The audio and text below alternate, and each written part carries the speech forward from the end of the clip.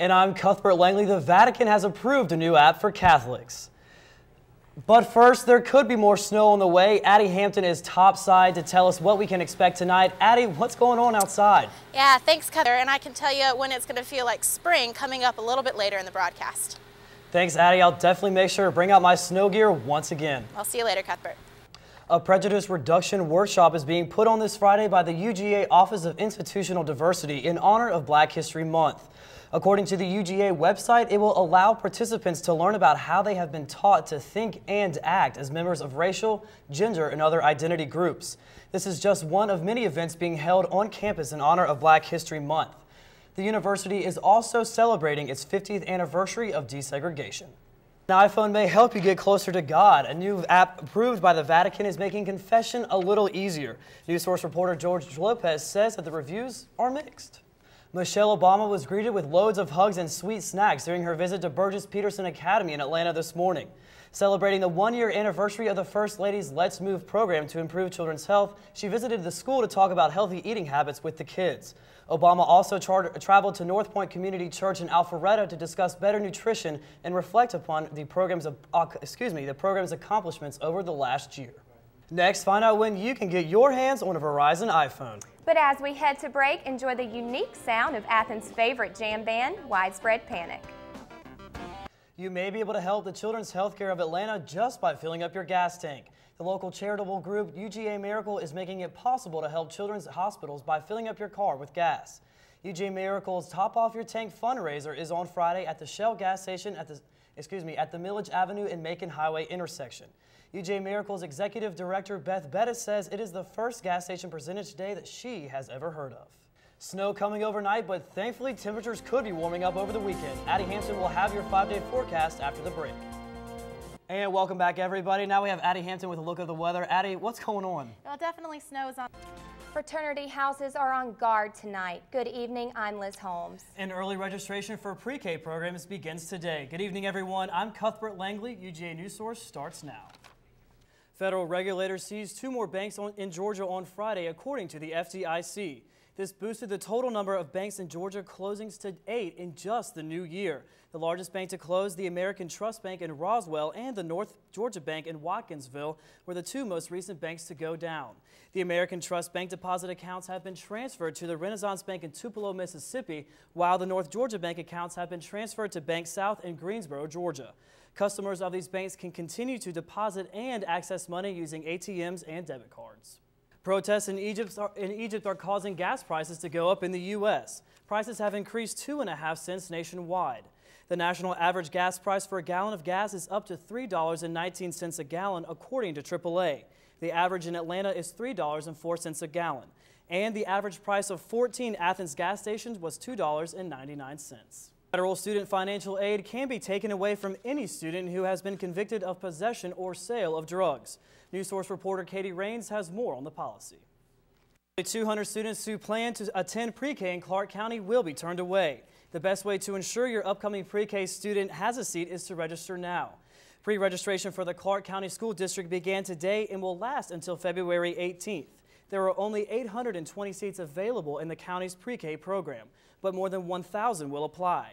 The school district's Director of Public Relations, Anissa Jimenez, says the early applicants will be placed into a lottery system. The lucky winners will find out after the 18th if they got a spot. 200 students who plan to attend pre-K in Clark County will be turned away. The best way to ensure your upcoming pre-K student has a seat is to register now. Pre-registration for the Clark County School District began today and will last until February 18th. There are only 820 seats available in the county's pre-K program, but more than 1,000 will apply. The school district's Director of Public Relations, Anissa Jimenez, says the early applicants will be placed into a lottery system. The lucky winners will find out after the 18th if they got a spot. Coming up, there could be new pet laws that will affect you. And there could be snow in the forecast. I'll have more on that later. But next, how 2 UGA students play their own part in the Super Bowl. A UGA professor is using Twitter to find out which Super Bowl commercial was the best. Dr. Payush Kumar from the Terry College of Business says a good Super Bowl ad can be offensive. A provocative ad would actually generate a lot of bit of response. The provocation should be in the right direction. So if you look at it from that point of view, I think Chrysler is emerging as a clear winner. He says the Chrysler ad with Eminem got so much buzz because the 2-minute spot was the longest in Super Bowl commercial ever. Around 70,000 tweets mentioned the Chrysler ad. Groupon.com was second with almost 50,000 mentions. And Best Buy's ad with Ozzy Osbourne and Justin Bieber had 40,000 tweets. Kumar also measured which ads created the most emotion. Groupon, Hyundai, and Pepsi generated the most emotion among Super Bowl commercials. Widespread Panic is coming back to Athens. They will be playing 2 concerts to celebrate their 25th anniversary. The shows are on Thursday and Friday at the Classic Center. Panic played their very first show at the Mad Hatter, which used to be where the Classic Center currently stands. And coming up, how baby food could lead to childhood obesity. And I'll have a look at this week's full forecast when we come back. And welcome back. A few university students won money this weekend for doing nothing but having a good time.